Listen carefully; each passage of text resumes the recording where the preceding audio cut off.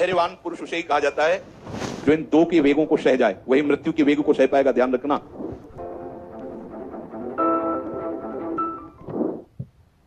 स्थूल शरीर, सूक्ष्म शरीर और कारण शरीर। स्थूल शरीर ये जो पांच भौतिक देख रहे हैं, कारण शरीर जो पांच ज्ञान इंद्रिया और अंतःकरण आदि, सूक्ष्म शरीर, और कारण शरीर त्रिगुणात्मिका प्रकृति का स्वभाव। इन तीनों को स्वीकृति करने के कारण हमारा ये जन्म मरण ये दुर्दशा है। धीरस्तत्र न मुह्यति, धीर वही है जिसको ये बोध हो गया है कि मैं ये शरीर नहीं।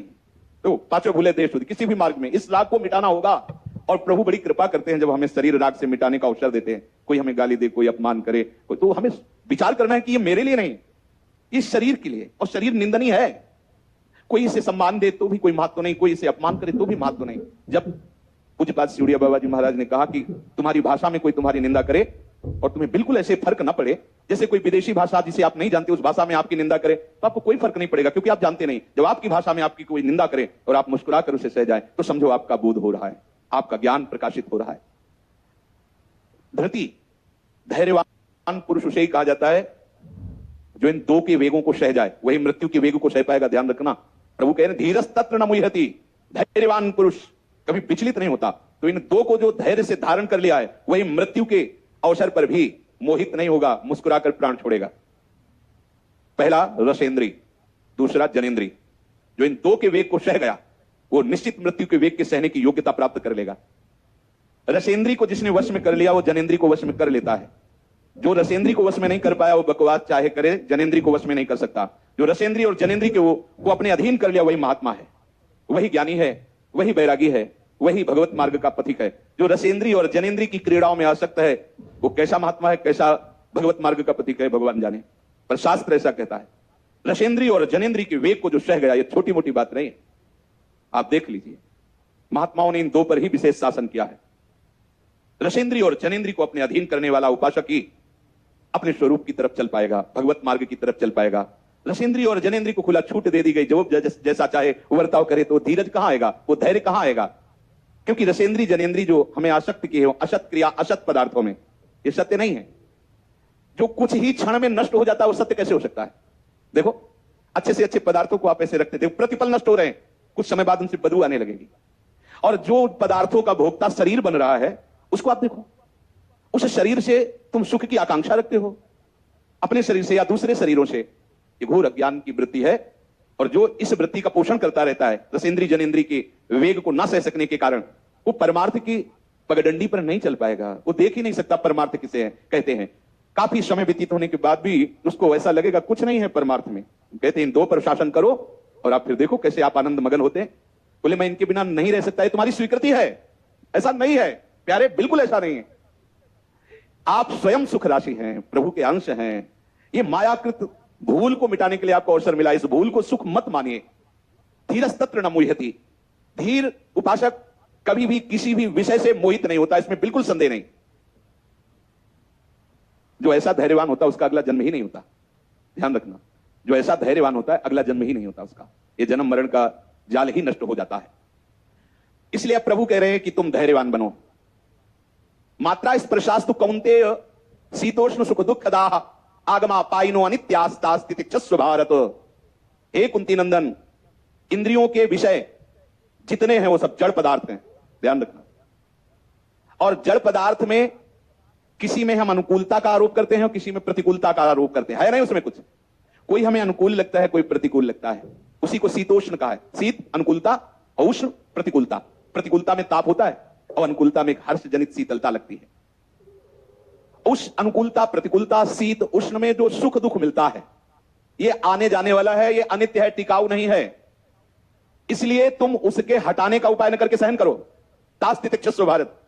खास बात देखनी है यहां, यदि कोई तुम्हारा अपमान करता है तो तुमको आनंदित होना होगा कि मेरा शरीर राग कितना गया है, यह अनुभव कराने के लिए प्रभु ने व्यवस्था की है। अगर आपने उस अपमानित करने वाले को दंड विधान शुरू कर दिया और चार लोग मिलकर उसे दंड, ये अज्ञानियों की बात हुई, ये बात नहीं बनेगी। नहीं, अवसर मिला है शरीर राग हटाने का और आपको देखने का कितना प्रभाव पड़ता है इस निंदा का, इस अपमान का। संतजन तो बड़े आनंदित होते, जैसे कोई एकांत में दंड बैठक मारकर व्यायाम वर्जिश करके तैयार होता है और फिर कभी अखाड़े पर उसे बल दिखाने का अवसर आता है तो हर्षित होता है। कि आज हम जो वर्षों से व्यायाम कर रहे हैं दिखाने का अवसर, ऐसे ही वर्षों से जो हम अभ्यास कर रहे हैं अब हमें उसका अनुभव करने का अवसर आया है। जब हमारी कोई निंदा करता है, हमारे कोई अपमान करता है, हमारी अवहेलना करता है, तो हमें कैसा लगता है? अगर हमें उसके प्रति द्वेष बुद्धि होती है और हम चार लोगों को अपने सपोर्ट में लेकर उसको दंड देने की बात सोचते हैं, तो ये घोर अज्ञान और संसारी का कार्य है, ये साधक का कार्य नहीं, उपासक का कार्य नहीं है। मात्रा स्पर्शा, भगवान कह रहे मात्रा, इसे तौल का नाम है मात्रा। तो आप कितनी मात्रा में ये खाते हैं, कितनी मात्रा में आप ये छोड़ते हैं? मात्रा माने एक माप, एक तौल। और सूक्ष्म भाव में उसे कहते हैं मात्रा को ज्ञान कराना।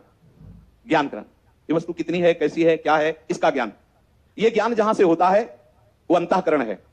तो मात्रा स्पर्शास्तु, जो अंतःकरण में सुख दुख का अनुभव हो रहा है किसी वस्तु, व्यक्ति, स्थान को लेकर, अनुकूलता प्रतिकूलता को लेकर के। इंद्रियों और अंतःकरण में जो संयोग और वियोग जनित दुख सुख का अनुभव होता है, जब हमारी अनुकूलता की वस्तु, व्यक्ति, स्थान मिलेगा तो मुझे सुख मिलेगा, और जब प्रतिकूल मिलेगा तो दुख मिलेगा। ना वो अनुकूल है ना प्रतिकूल, मेरा माना हुआ है। वही व्यक्ति जब मेरे अनुसार चलता है तो मित्र, और मेरे प्रतिकूल हो गया, मेरे माने हुए प्रतिकूल, वही शत्रु हो गया। ना वो शत्रु है ना वो मित्र है, ना अनुकूल है ना प्रतिकूल है, केवल ये मनोभाव है। समझना है, जो अंतःकरण और इंद्रियों से जाना जाता है, भोगा जाता है, दुख सुख का अनुभव होता है, मात्रा स्पर्शास्तु, उसे भगवान संबोधन करके करें मात्रा स्पर्शा। ये पद केवल पदार्थों से है, किसी भी तरह की। तो बोले इसको संबंध ही माना जा सकता है कि उस वस्तु व्यक्ति से संबंध है, केवल पदार्थ ही क्यों माने जाए इसमें, कि जो इंद्रिय और अंतःकरण में सुख दुख का अनुभव, इसमें संबंध भी तो हो सकता है कि हमने आपसे संबंध माना, अनुकूल या प्रतिकूल जैसा हुआ। तो कह रहे हैं कि अगर हम संबंध को मानते हैं तो संबंध आने जाने वाला नहीं होता, उसका स्थायी स्वरूप होता है। क्योंकि संबंध स्वयं से होता है, इंद्रियों से, अंतःकरण से, जड़ पदार्थों का संयोग वियोग होता है, लेकिन संबंध स्वयं से होता है। जैसे माना ये मेरा पति है, अब जिसको पति माना वो शरीर जड़ है, वो आने जाने वाला है, अब वो चला गया, लेकिन मैंने माना ये मेरा पति है, पधार गया वो 20 वर्ष बाद। कोई कहता है अमुक की पत्नी, तो उसके कान ऐसे खड़े, जी संबंध है, संबंध है। ये जब तक वो अस्वीकृत नहीं करेगी तब तक संबंध बना रहेगा। जड़ वस्तु चली गई लेकिन संबंध उसका टिका हुआ है। अगर यही संबंध ऐसे बदल कर इधर हो जाए तो संबंध से भगवत प्राप्ति होती है, आपको बताया है। संबंध से, जैसे चीख चीख के कहते हैं हमारे माई श्यामाजू को राज, आप केवल स्वीकार करें, पर केवल स्वीकार करेंगे। देखो किसी भी महापुरुष को देखो, ऐसा संबंध स्वीकृत हुआ, दूसरो न कोई, मेरे तो गिरधर गोपाल, दूसरो न कोई, अभी भगवत प्राप्ति हो गई, अभी। अब आप निश्चिंत हो जाइए, आप मत सोचिए कुछ और, अभी हो गई। पर केवल संबंध इन्हीं का, अन्य नहीं।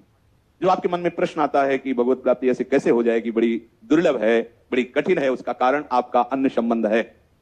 अगर आप ये स्वीकार कर ले, मेरे प्राणनाथ श्री श्यामा शपथ करो तृण छिए, तो निश्चिंत हो जावा। पर जब प्रश्न आता है तो दिखाई देता है कि श्यामा जो कहीं है ही नहीं आपके जीवन में।